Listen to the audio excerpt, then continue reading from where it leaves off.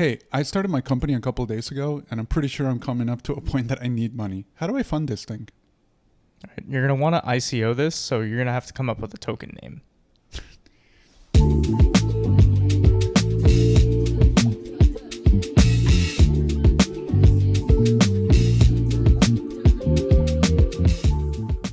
Hi, welcome to episode number 10 of Horses with Horns. My name is Nicholas. And I'm Indranil. And today we're going to talk about funding. And, once you have a business going, what do you need to do when you need money that you don't have? How do you talk to these people? What do you need to present to them? What kind of information you need to communicate about your company?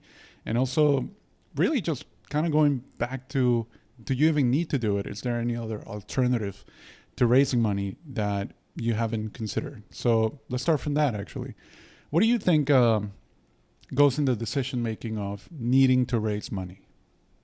Okay, so first, before we even do that, don't ICO. Just don't do that. People still do that? And I haven't heard about it in a while. I know people who work for like crypto things though. Okay. So I don't know. There are some coins out there. All right. Yeah. If you're still ICOing, I mean, just don't stop. If you disagree, let us know. But also don't. Okay. So how do you go about thinking about raising money? Or? Yeah. So, okay. So most likely you're basically deciding I need money because you don't have it, right? Or you don't have it in your savings account, and you figured, hey, I would like to get a salary while I work on my idea, or I would like to have more money to actually do it at the scale that I feel that it needs. Mm-hmm. How do you come to that decision? How do you come to the decision I need to raise money? Yeah, that's a good question, and thankfully one that I can finally kind of answer. Finally. Finally. It only took 10 weeks. But so I think this is where you want to think about your goals. Like, first, do you need it? You might not need to. I think you actually already alluded to quite a few good reasons, like being able to go full-time on something, being able to get something to a scale that is a good reason to raise. Like, yeah, you need money to live. But I think you very critically have to think about, what do I actually need? Like, what am I going to do with this money? Right. When you kind of decide, let's say that you happen to have the money in your bank account, right? So you could use the money. And I think that's a good framework to think about it, right? If you had the money, would you use it, or what would you need to see before you use your own money on your idea, or tell someone about the potential of putting your idea together and basically risking, right? This is not a loan. You're not going to be liable to pay that back. So you're asking for someone to take a chance on you. Okay, a lot of different ways we can go about answering this one.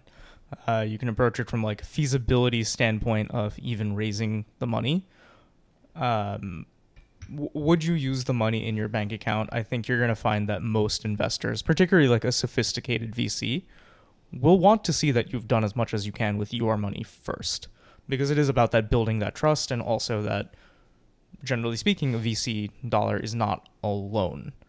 There are some liquidation preferences, things that can happen, like they will get their money back first, but not always. They are taking a big risk on you. So just from the feasibility standpoint, using your own money first.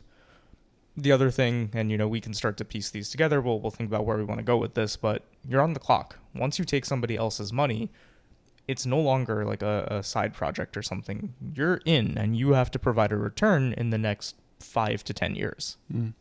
Raising money is something that I've explained to someone else, to my younger brother, in the context of the difference between a small business and a startup. So when I think about these two, they're both companies, and they're both working towards something, right? They both could be super innovative. They could be new, groundbreaking in their own terms. But I think a startup, it's kind of in the name. It's a company that is starting small, but is very quickly looking for scale, is very quickly looking for size.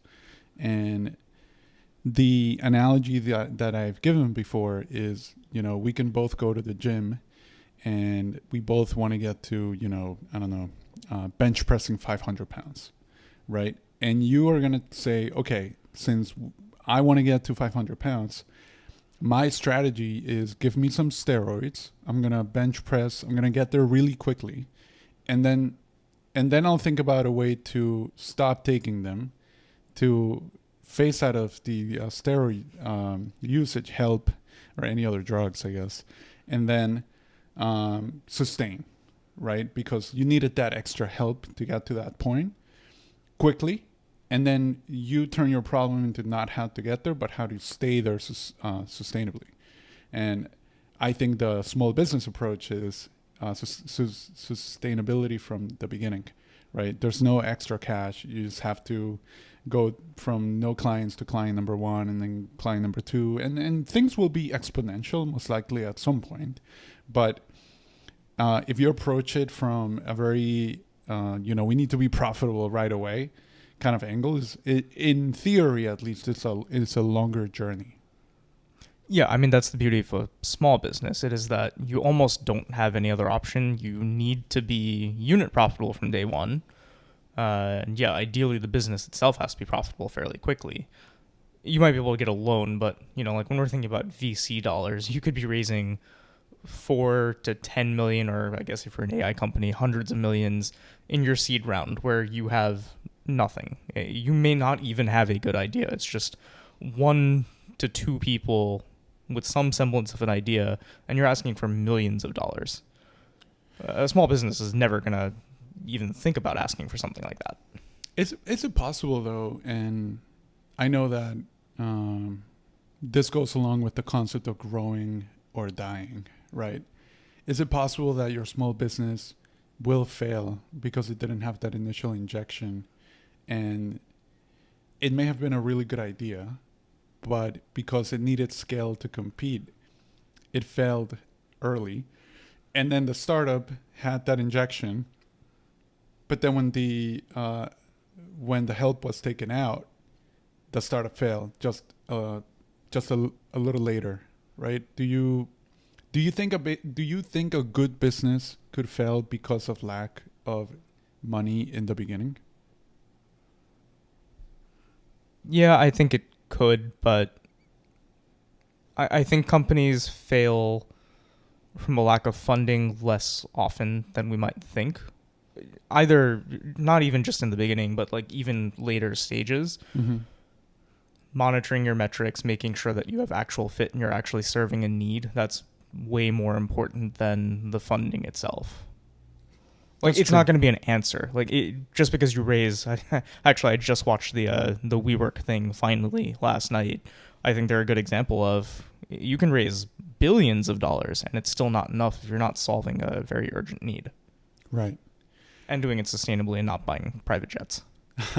One of the things that I've seen, and this I've witnessed from pretty close in the New York City startup community, is that these companies that... It's very common for me, in my experience. I've seen companies that manage to raise some money and they're quickly looking for more.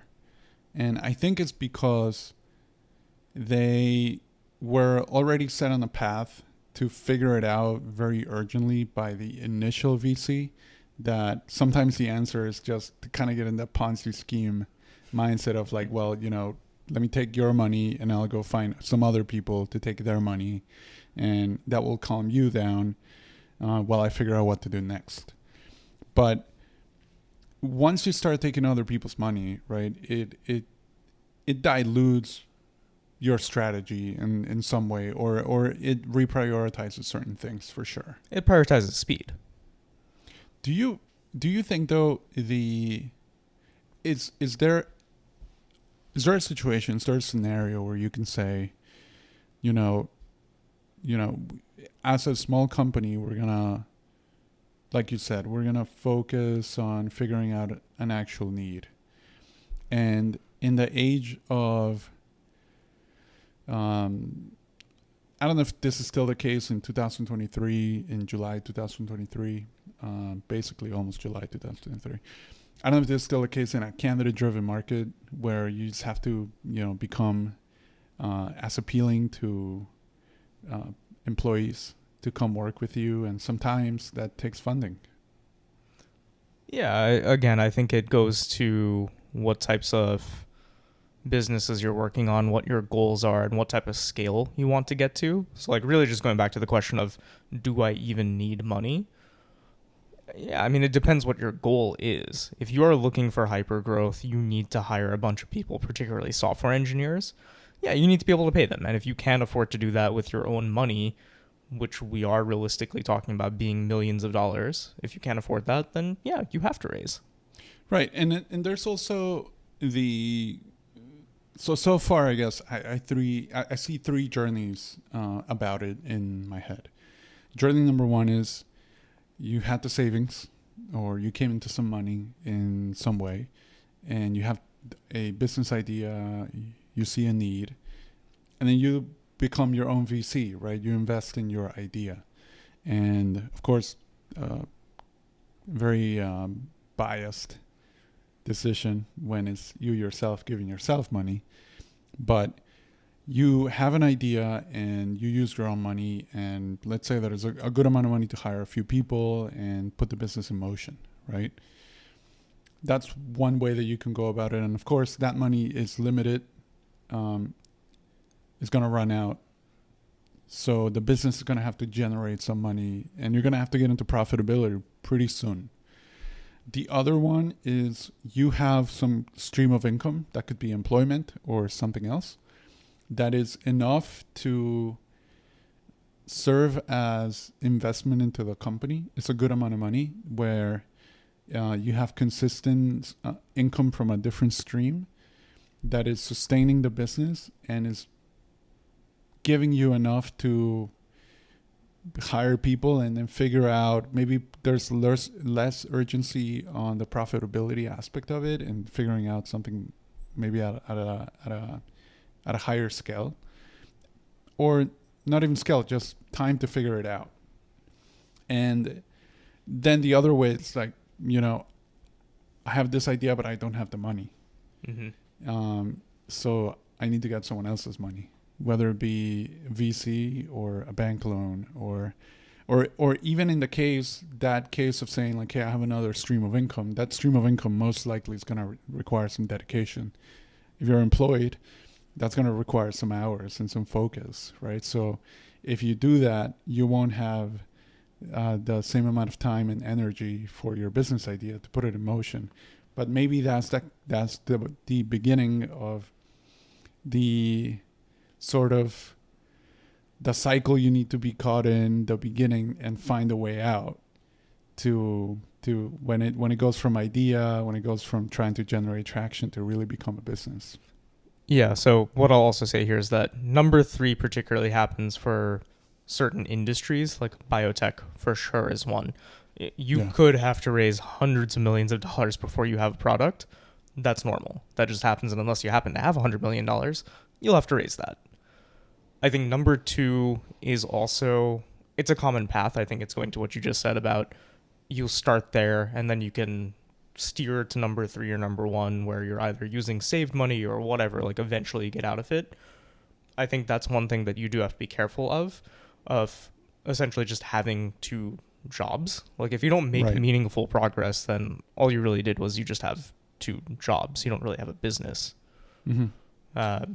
Yeah, and then number 1, of course, that's a good option there. You use your money to the extent that you can, but then there's pressure. Like you do need to get profitable, which we can think about that a little on if that's where you end up staying, or is that actually a point where you choose to raise money because now you have the option. Is it safe though to use your own money? I mentioned the bias component to your own idea. You see the landscape in one way and you say, of course this makes sense. I'm going to use, my inheritance, my $100,000 that I came into, I don't know, for some reason, and you start using it. But if you have to convince someone else for the money, you have to convince them of your vision. You have to convince them of what you see. You have to convince them that it's a good idea and that it's going to work. Do you think there's safety in doing that? Do you think that, okay, someone else validated what I'm thinking. So maybe I'm not crazy. Maybe this might work. Someone else said yes to it, as opposed to just putting your own money and then finding out it's not going to work because you never had that really strong money attached feedback. And then you just lost the money that you had. I'm going to answer this perhaps a little differently. So first caveat, have helped raise hundreds of millions of dollars, have worked at exclusively venture-backed companies. So I'm not saying that I haven't benefited from it. But VCs are also wrong more than they're right. Right. 90% of even venture-backed companies will fail.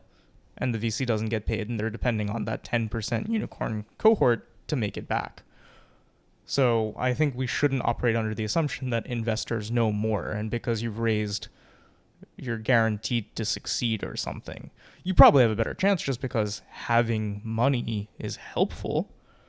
But I think across the board, whether it is self-funded or VC funded or loans or whatever, it's again, you have to make sure you're solving a need, you're doing it sustainably, there's a path to profitability, and that you're constantly iterating on your product and making it better. Because if you're not, then it doesn't matter. It's one of those companies where you can raise hundreds of millions of dollars and burn hundreds of millions. Okay. Makes sense. I don't know if there's a difference. Right. Yeah. That's interesting. I didn't consider the failure rate even with investments, even with the VCs by your side. Most things don't work out. And it's operations. It's not the money. I think you do have a better chance of succeeding if you're able to get funding. I think certain things, particularly tech, like if you are going for big scale, you probably need money. So I think you have a better chance if you get that money. But it's just as easy to spend millions of dollars on ads and like throw away the money as it is to not have the money in the first place. So it's basically you're paying your ticket to participate. Yeah. So raising money could just be that entrance into, okay, you can be part of this race and you can compete. And sometimes not getting that injection of money could just mean that you're so far away, or you're trying to attack a problem with just not the right weapon, that it's just very, very light.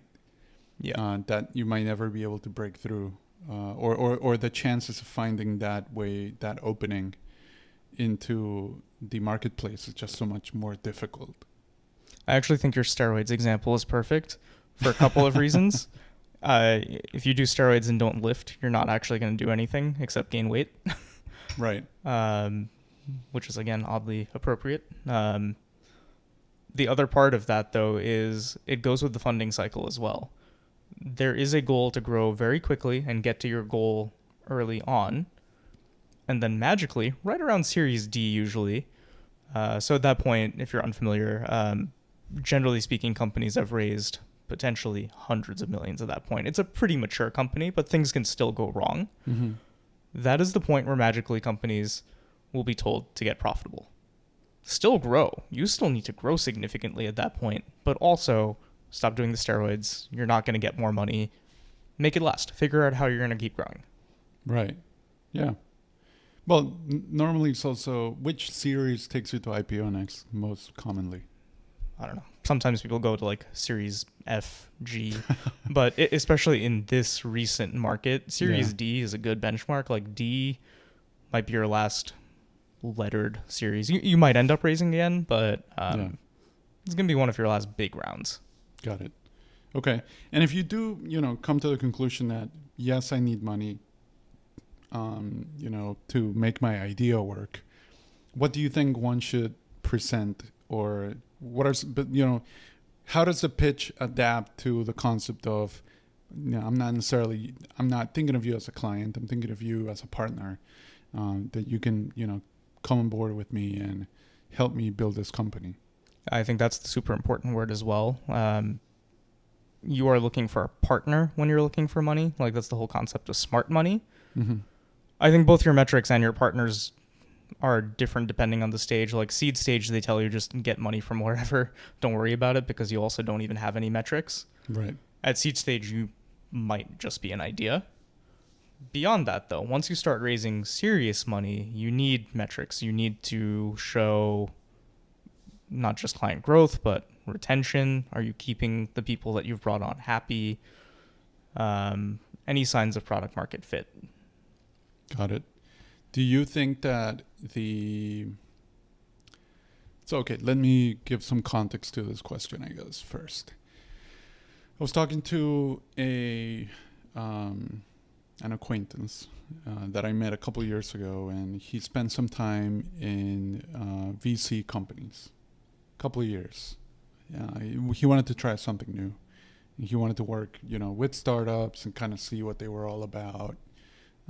Take a break from big enterprise, right? He did.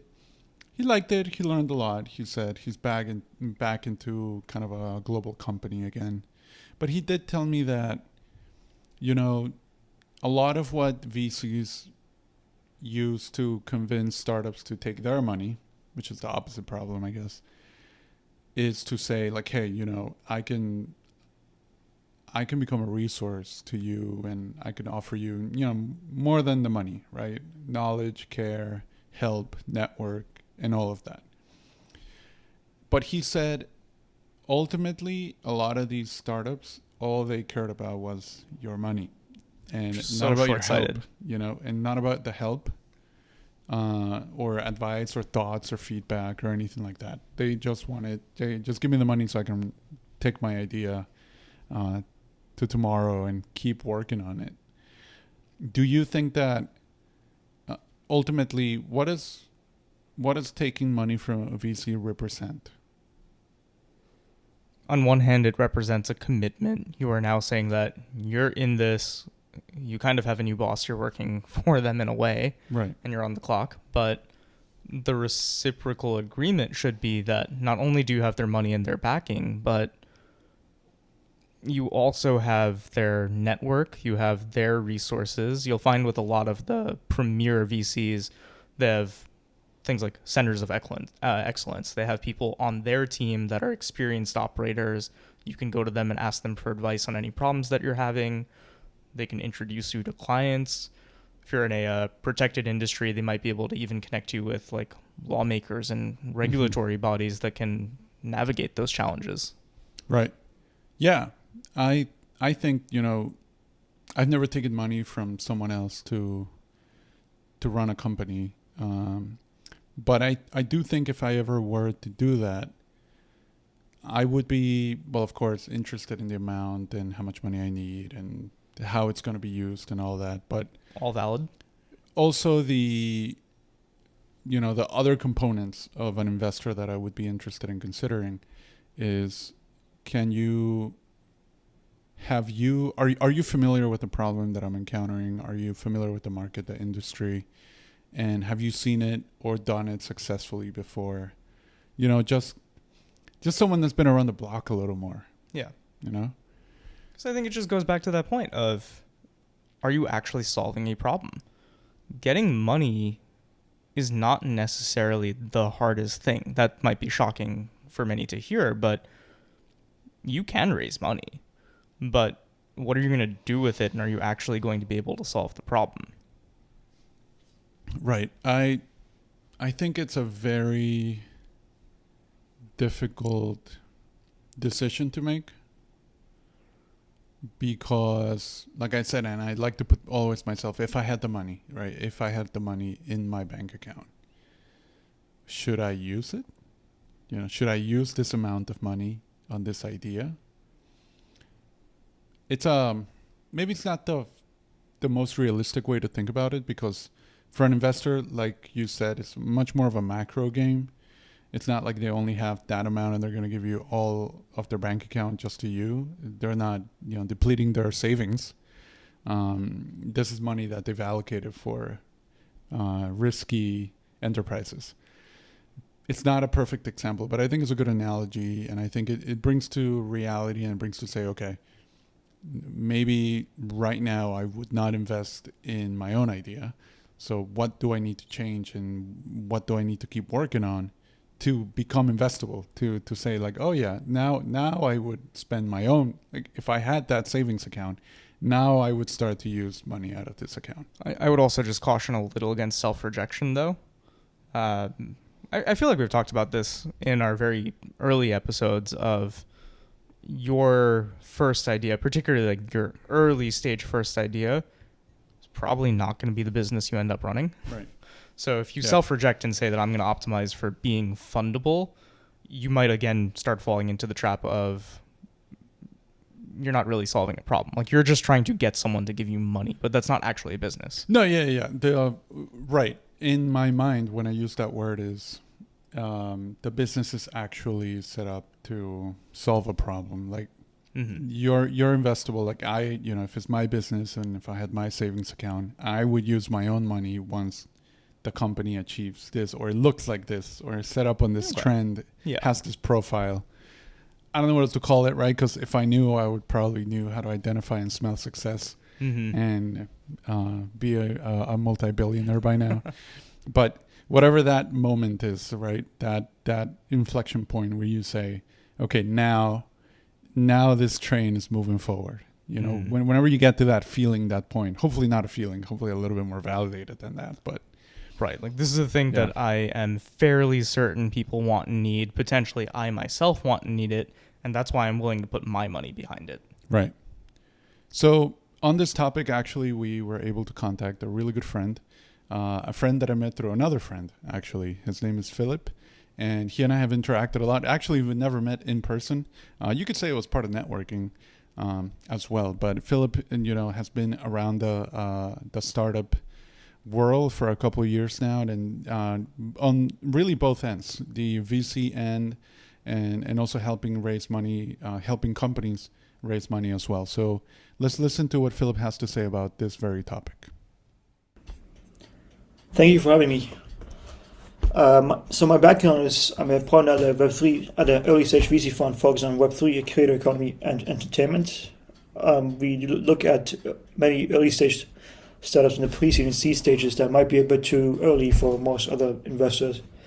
And I have previously been an entrepreneur and operator at VC-backed Web3 startups.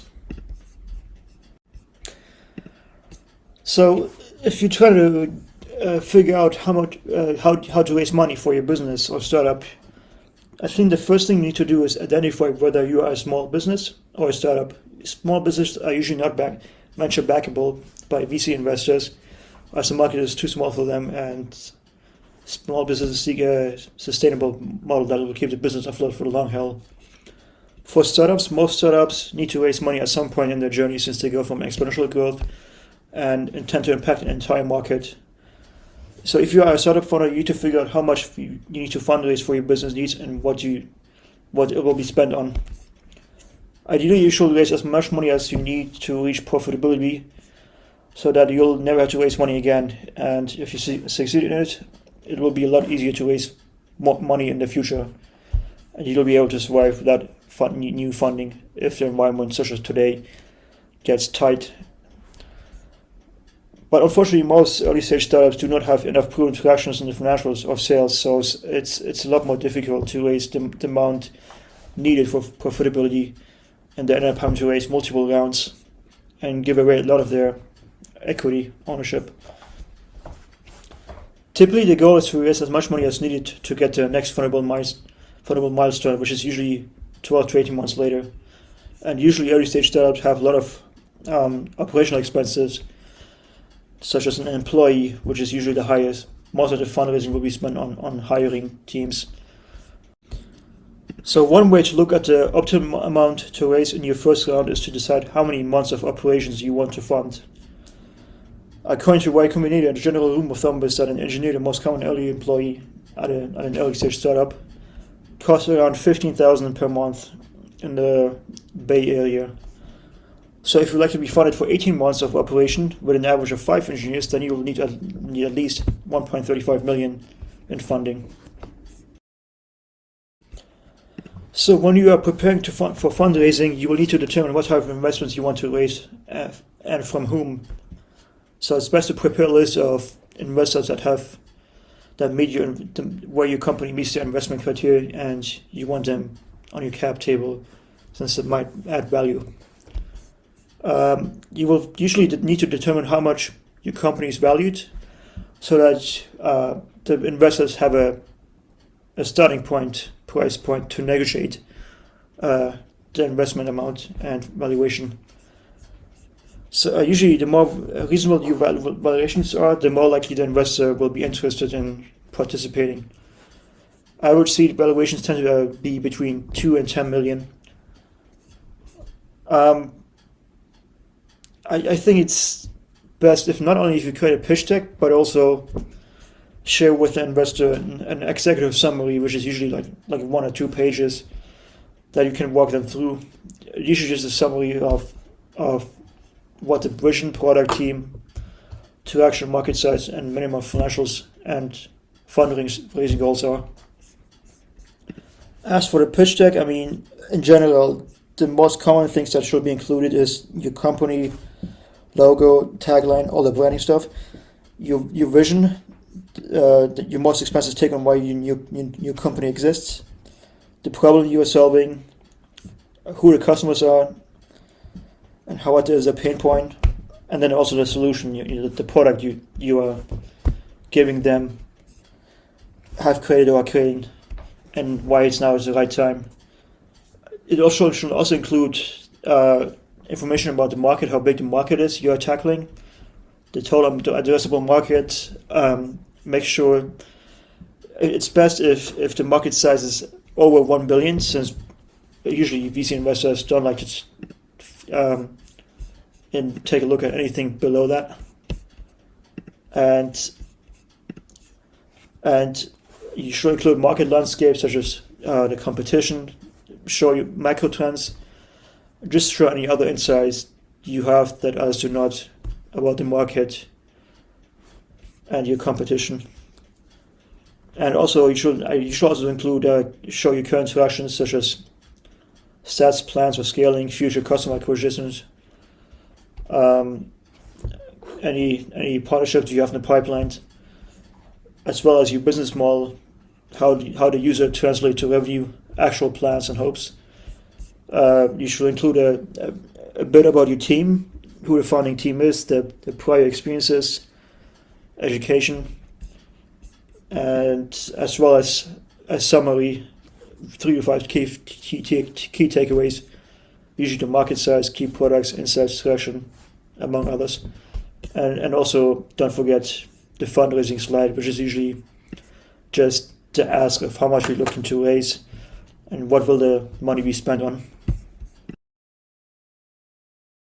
So reaching out to investors can be tricky. I completely understand that. It's definitely something where you're going to have to do some research jobs. Most investors, at least in the VC funds one, they have on their website, they usually have a fill out form or a contact email solely dedicated to pitching them.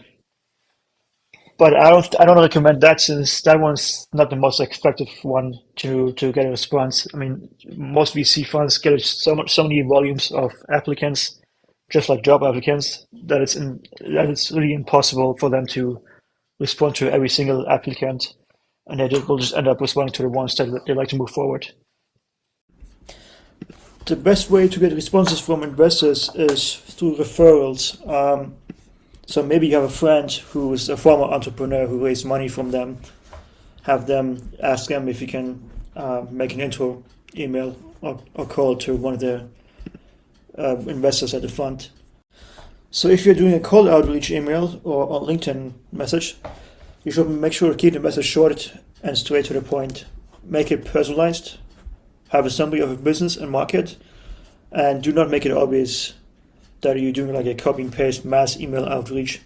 Make sure you have a built list of potential investors that you like to circulate to, that focus on the industry you're in, and also in the initial outreach measures, first ask for permission if before sending the deck, since some investors might get annoyed if you send the deck without doing any prior research or asking them for their permission.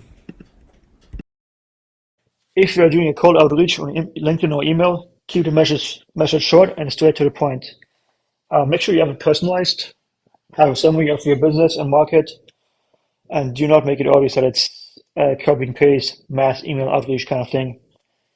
I would say make sure you have a built list of potential investors that focus on the industry you're in, and in the first email outreach, ask them for permission to send over the pitch deck and other relevant materials, such as a product demo video. If they get back to you with a response and show interest, then send over the pitch deck, other materials, and they usually after reviewing all the materials that you send them, you can expect to hear back usually within 2 weeks. Philip, thank you so much for contributing to this topic. It was good to hear that he said that same thing that I said earlier, the difference between a startup and a small business. Just to say that again, it's interesting to figure out what kind of journey you need to be on. And there was something that I really liked that he said, besides the fact that he went into a little bit of topics that we talked about in different episodes about just how do you reach out to someone, right? But I think that the one thing that Philip mentioned that I really liked was the idea of it's almost like he turned it into a little bit of a science, right? Into saying like, hey, the ideal round looks like this is how much you get. It's not like, hey, I have this idea and you're going to go toss it at everybody and people are going to just give you money. It's like things can be a little bit more predictable than that, because you are doing that, other people are doing that. There's kind of an industry around investments, right? So there is the predictability that he added, I think, to this conversation that I thought was really nice.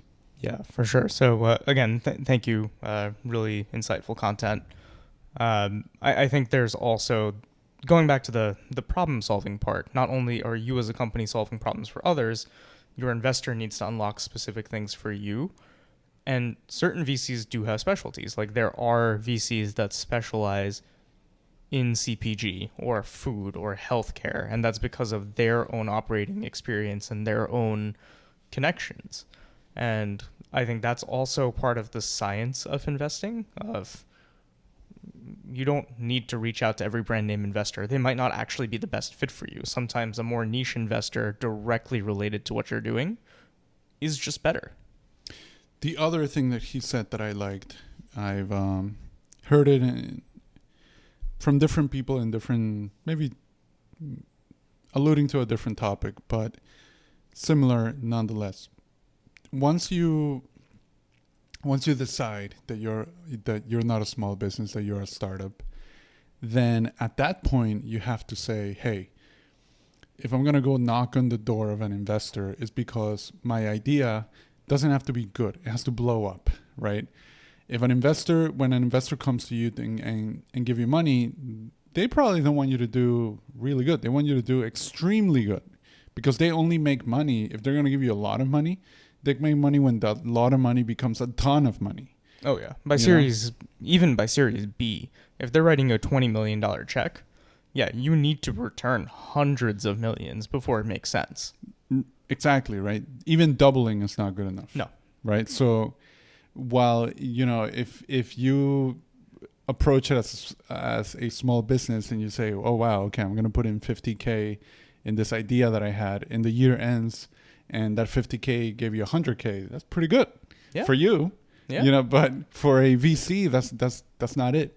So once you decide that you're going to be a startup and you're going to act like a startup and you're going to go do all the startup things, then you have to be aware of that. You have to blow up component. Yeah, doubling, it's acceptable after you've already tripled like 4 times over. Yeah, it's a whole different ballgame, and it's good to know, right? It's good to know that there's an industry. It's not just raising money is not a bunch of favors, or it's not about there is that I believe in you component, but there's also a lot more than that. Yeah, for sure.